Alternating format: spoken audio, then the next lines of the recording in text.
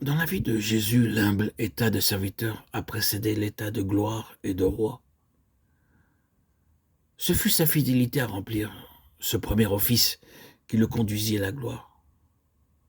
Que tout croyant désireux de partager la gloire de Christ commence par suivre son exemple, qu'il renonce à soi-même, et l'Esprit viendra au moment où voulut révéler en lui la gloire divine.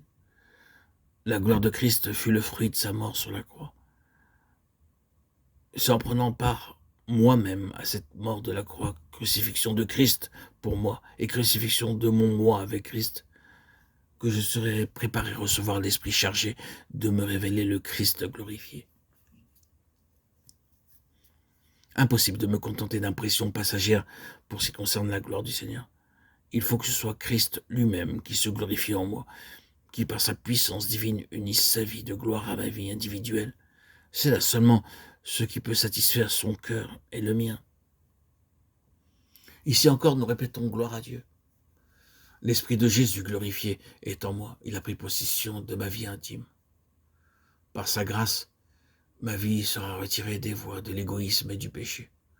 Oui, j'attendrai avec adoration, avec une ferme confiance que l'Esprit prenne entièrement possession de moi, qu'il glorifie le Seigneur en moi.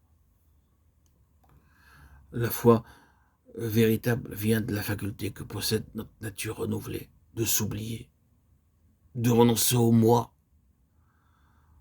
pour faire place à ce qui vient de Dieu,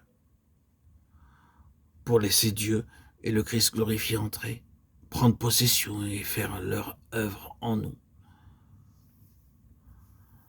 La véritable foi en Jésus nous fait réaliser notre bassesse, garder un respectueux silence, sentir notre pauvreté d'esprit, reconnaître que le moi n'a rien, ne possède rien et que c'est un autre. L'esprit invisible qui est entré pour être en nous lumière, force et vie. Avoir foi en Jésus, c'est lui faire tranquillement et respectueusement l'entière reddition de tout notre être, avec l'assurance que si nous comptons sur lui, il répandra sur nous ce fleuve d'eau vive.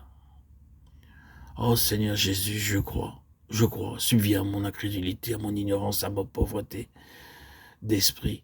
Donne-moi ton esprit, vivifie-moi, sanctifie-moi par ton esprit. Donne-moi l'Esprit Saint, l'Esprit qui me régénère. Toi, le chef et le consommateur de notre foi, consomme en moi l'œuvre de la foi par la foi qui saisit ce qu'on ne voit point. Fais-moi réaliser ce qu'est ta gloire, réaliser aussi la part qui m'en revient dès à présent selon ce que tu as dit. Je leur ai fait part de la gloire que tu m'as donnée. Jean 17, 22. Daigne, ô Seigneur, mon Dieu et mon roi Jésus-Christ, Fils de Dieu, faire voir dans le Saint-Esprit sa puissance, la gloire dont tu nous fais part. Enseigne-moi à me réjouir de ce que l'Esprit habite en moi dès ici-bas. Enseigne-moi surtout, Seigneur, à ne pas saisir toutes ces vérités par mon intelligence seulement, mais à les saisir par mon esprit, qui doit s'attendre à toi pour être rempli de ton esprit. Oh, mon Sauveur, mon Dieu et mon Roi, Sauveur glorifié, dès à présent, je me prosterne avec humilité et foi devant ta gloire, devant ta sainteté. Je m'agenouille, je me confesse, je m'humilie, je me soumets à toi, Seigneur Jésus, toi seul, mon roi et mon Dieu.